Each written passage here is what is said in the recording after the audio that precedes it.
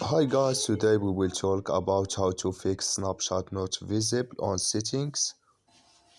You will just click here on settings, then you come here to this is window here or settings window like you say, and you will just go down here and you click here on apps.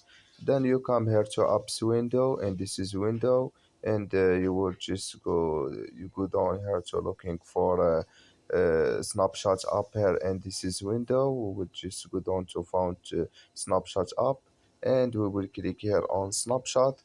Then we come to next window here like you say here, and this is window, and you will click here on force stop, and you will click here on OK, and you will just click here on storage. Then we come here to storage window.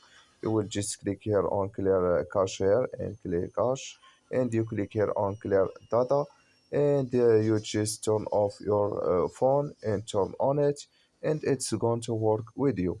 So that's all now. I wish now you are get it. Thank you for your watching.